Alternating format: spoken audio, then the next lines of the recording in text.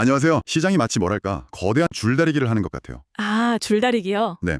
한쪽에서는 AI에 대한 기대감으로 역대급 실적 전망이 막 터져 나오면서 환호성을 지르는데 다른 한쪽에서는 그래서 돈은 대체 언제 버는데 하는 그런 날카로운 질문이 나오는 거죠. 그러면서 투자금이 썰물처럼 빠져나가고 있거든요. 네, 맞아요. 요즘 시장을 보면 정말 정신이 하나도 없어요. 이쪽에서는 좋다고 막 축포를 터트리는데 저쪽에서는 큰일 났다고 아우성이니까요. AI라는 이 거대한 테마 안에서조차 어떤 기업은 천국으로 가고 어떤 기업은 지옥으로 가는 듯한 그런 극명한 온도 차이가 느껴지죠. 바로 그겁니다. 그래서 오늘 저희의 목표는 이 혼란스러운 신호들 속에서 진짜 의미를 한번 찾아보는 겁니다. AI 시장의 열광과 의심, 그 사이에서 기업들은 어떤 거대한 베팅을 하고 있는지, 그리고 또 이 불안한 거시경제 속에서 우리는 어디에 주목해야 하는지, 여러분이 보내주신 자료들을 가지고 그 핵심을 아주 깊게 파고들어 보겠습니다. 그럼 가장 뜨거웠던 소식부터 시작해볼까요? 메모리 반도체 회사인 마이크론.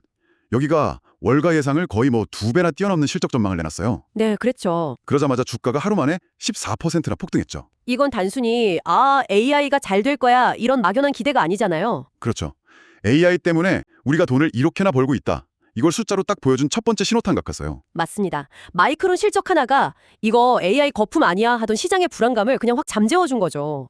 다들 정말 목이 빠져라 기다리던 소재기였거든요. 아, 그 정도였군요. 네. 특히 이게 중요한 이유는 마이크론이 AI 데이터 센터에 없어서는 안 돼 그 고대역폭 메모리, HBM 시장의 핵심 플레이어이기 때문입니다. 그러니까 마이크론의 성공은 곧바로 SK하이닉스나 삼성전자 같은 우리 기업들에게도 우리도 저렇게 될 수 있다는 아주 강력한 청신호로 해석될 수밖에 없는 거죠. 그런데 정말 드라마처럼요. 바로 그 AI 시장에서 정반대의 사건이 터졌습니다. 네, 오라클 쇼크. 바로 오라클 쇼크죠. 100억 달러, 우리 돈으로 13조 원이 넘는 데이터 센터 프로젝트에서 핵심 투자자가 발을 뺐다는 소식 하나에 주가가 폭락하고 나스닥 전체가 휘청했어요. 네, 그랬습니다. 마이크론 소식에 환호했던 게 불과 며칠 전인데 말이죠. 이 두 사건을 나란히 놓고 보는 게 오늘 이야기의 핵심입니다. 시장의 관심이 이제 AI라는 꿈에서 AI로 버는 돈으로, 그것도 어떤 종류의 돈이냐로 아주 구체적으로 옮겨가고 있다는 걸 보여주거든요. 어떤 종류의 돈이요? 그게 어떻게 다른가요? 이렇게 비유해 볼 수 있을 것 같아요. 지금 AI 시장이 19세기 골드러시랑 비슷해요. 아, 골드러시요? 네, 마이크론은 금을 캐는데 꼭 필요한 곡괭이랑 청바지를 파는 회사인 거예요. 금을 캐든 못 캐든 광부들이 몰려드는 한 돈을 벌 수밖에 없는 구조죠. 그 매출은 즉각적이고 확실하고요. 아하, 데이터 센터에 들어가는 메모리 반도체가 바로 그 곡괭이군요. 정확합니다. 반면에 오라클은 저기 어딘가에 거대한 금맥이 있을 것 같으니까 우리 같이 돈을 모아서 새로운 광산을 개발합시다 라고 제안하는 쪽에 가까워요. 이건 엄청난 초기 비용과 시간이 드는 불확실성이 큰 장기 투자죠. 그런데 시장이 갑자기 지금 당장 금을 보여주지 않으면 더는 투자 못하겠다 이렇게 선언해버린 겁니다. 시장이 이제 뭐 광산 개발 프로젝트보다는 당장 팔리는 곡괭이에만 돈을 대주겠다고 말하고 있는 거죠. 와, 그렇게 비교하니까 정말 확 와닿네요. 꿈을 파는 기업에서 돈을 빼서 현실적인 도구를 파는 기업으로 자금이 움직이는 거군요. 바로 그게 섹터 로테이션이라는 현상입니다. 마치 새들이 열매가 아직 열릴지 안 열릴지 모르는 나무를 떠나서 이미 주렁주렁 열린 나무로 옮겨가는 것과 같아요. 네네. 투자금이 미래의 성장 가능성만 보고 묻어두는 성장주에서 지금 당장 회계장부에 현금이 쌓이는 게 눈에 보이는 가치주로 이동하고 있는 겁니다. 특히 그 잉여현금흐름 FCF, 그러니까 회사가 세금 내고 투자할 거 다 하고도 수중에 남는 진짜 쌈짓돈이 얼마나 많은지 이게 기업을 평가하는 가장 중요한 잣대가 된 거죠. 실제로 AA 관련 ETF들 성과를 봐도 그렇더라고요. 로봇처럼 이미 제품이 나와서 실적을 내는 분야는 올랐는데 데이터 센터에 전기를 공급할 거라는 기대감만 있던 전력 인프라 같은 분야는 오히려 주가가 부진했다고 하더라고요. 맞아요. 이제 막연한 기대감의 시대는 끝나고 진짜 실력을 증명해야 하는 옥석 가리기가 시작됐다는 게 피부로 느껴집니다. 결국 AI 시장이 꿈만 줬던 시기는 끝나고 이제 진짜 돈을 버는 기업을 가려내는 뭐랄까 살얼음판 같은 분위기가 됐다는 말씀이시군요. 네, 그렇습니다. 이럴 때 기업들은 보통 몸을 사리게 마련인데 자료를 보면 오히려 정반대더라고요. 몇몇 기업들은 그야말로 회사의 명운을 건 엄청난 베팅을 하고 있어요. 네, 위기를 기회로 삼으려는 아주 대담한 움직임들이죠. 가장 대표적인 사례가 바로 두산그룹입니다. 아, 두산이요? 네, 자료를 보면 두산인 동시에 두 개의 전선에서 거대한 그림을 그리고 있어요. 하나는 세계 3위 반도체 웨이퍼 기업인 SK실트론을 인수해서 반도체 수직 계열화를 완성하려는 움직임이고요.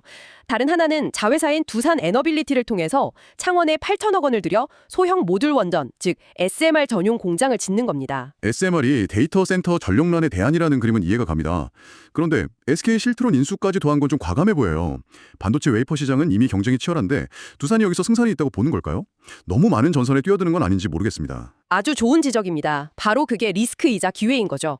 두산은 단순히 반도체 부품이나 원자력 발전소를 따로따로 팔겠다는 게 아니에요.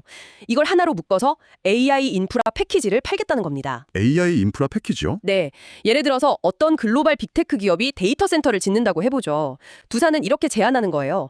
저희가 데이터 센터에 필요한 반도체 생태계를 제공하고 그 데이터 센터가 24시간 돌아갈 수 있는 안정적인 SMR 전력까지 함께 공급해 드릴게요. AI 시대의 두뇌인 반도체와 심장인 전력을 모두 장악해서 개별 전투에서는 밀릴 수 있어도 전쟁 전체를 유리하게 이끌겠다는 거대한 생태계 전략인 셈입니다. 와, 이건 정말 판을 새로 짜겠다는 거네요. 굉장히 대담한 전략입니다. 그런데 이렇게 미래를 향한 베팅이 항상 성공하는 건 아니겠죠? 자료에 나온 고려아연 사례는 좀 논란이 많아 보이던데요. 맞습니다. 고려아연의 계약은 미래를 위한 베팅이 얼마나 큰 리스크를 동반할 수 있는지 극단적인 사례라고 할 수 있어요. 경영권 분쟁을 겪던 고려아연이 미국 정부를 백기사, 그러니까 우호 지분으로 끌어들이는 계약을 맺었습니다. 네. 그 대가로 미국 정부의 자회사인 테네시 재련소 지분을 주당 단 1센트, 우리 돈으로 약 14원에 살 수 있는 권리를 줬습니다. 14원이요? 제가 잘못 들은 거 아니죠? 오타가 아니고요? 아닙니다. 14원 맞습니다. 와...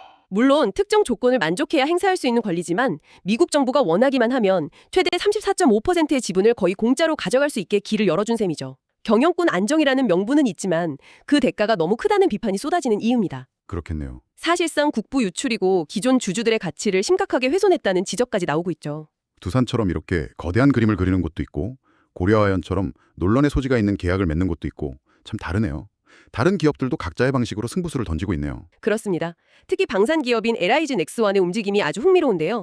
로봇의 두뇌 역할을 할 AI 칩을 직접 개발하겠다고 나섰습니다. 아, 방산 기업이요? 네. 이건 자신들의 핵심 역량인 미사일이나 레이더의 정밀 제어 기술을 미래 산업의 중심으로 가져오겠다는 선언과 같아요. 단순히 로봇 완제품을 만드는 게 아니라 모든 로봇에 들어갈 지능 자체를 공급하는 회사가 되겠다는 거죠. 무기 만들던 기술로 로봇의 뇌를 만들겠다니 정말 흥미로운 발상 아닙니까? 네, 아주 흥미로운 시도죠. 기업들이 이렇게 미래를 걸고 분주하게 움직이는 동안에 정작 우리가 발딛고 있는 현실 경제는 빨간불이 켜졌습니다. 원달러 환율이 1,480원을 넘어섰고요. 실제로 우리가 은행 가서 달러를 살 때는 1,530원 이상을 줘야 하는 상황이 됐어요. 한국은행 총재가 직접 나서서 불필요하다고 이례적으로 강한 구두 개입을 할 정도였죠. 1,480원이면 정말 신박한 수준인데요. 이게 단순히 해외여행 갈 때 부담된다, 직구하기 비싸다 이런 차원을 넘어서는 거잖아요. 그럼요. 이건 우리 경제 전체의 기초 체력, 그러니까 펀더멘털에 대한 경고등입니다. 당장 수입에 의존하는 원유, 가스, 식료품 가격이 전부 오르면서 물가를 자극하고요. 그렇죠. 기업들은 원자재값 부담 때문에 투자를 줄이게 되죠. 더 무서운 건 자산의 양극화입니다. 자산의 양극화라면 구체적으로 어떤 현상을 말하는 건가요? 달러나 금 같은 안전자산을 미리 사둔 사람들은 가만히 앉아서 자산 가치가 불어나는 걸 즐기게 됩니다. 하지만 대부분의 사람들처럼 원화로 된 예금이나 월급만 가진 사람들은 실질 소득이 줄어드는 효과가 생겨요. 그야말로 가만히 있어도 가난해지는 현상이 나타나는 거죠. 듣기만 해도 아찔하네요. 이런 불안한 상황에서 투자자들의 돈은 당연히 안전한 곳을 찾아 움직일 텐데 그 안전한 곳이라는 게 구체적으로 어딜까요? 잔류에 두 가지 아주 흥미로운 대안이 나옵니다. 첫 번째는 세계 최대의 금채굴 기업인 뉴몬트입니다. 뉴몬트요? 네, 최근에 금값이 많이 올랐다고는 하지만 이 회사 주가는 금값 상승률을 아득히 뛰어넘어서 올해에만 155%나 폭등했어요. 155%요? 와, 그건 미처 생각 못했네요. 금값이 오르길 마냥 기다리는 게 아니라 금을 비즈니스로 만드는 회사에 투자해서 주가 상승과 배당금이라는 두 마리 토끼를 다 잡는다는 건요. 굉장히 영리한 접근법인데요. 바로 그겁니다.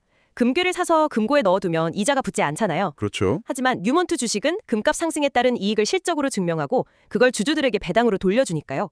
게다가 전 세계 곳곳에 핵심 광산을 보유하고 있어서 한 지역의 정치적 리스크가로부터 자유롭다는 장점이 있죠. 아하, 리스크를 피하려는 돈이 그냥 금이 아니라 금을 캐는 시스템으로 몰리는 현상입니다. 정말 흥미롭네요. 그럼 두 번째 대안은 뭔가요? 국내에 곧 출시될 종합투자계좌 IMA입니다. IMA요? 네, 이건 증권사가 판매하는 상품인데 구조가 아주 독특해요.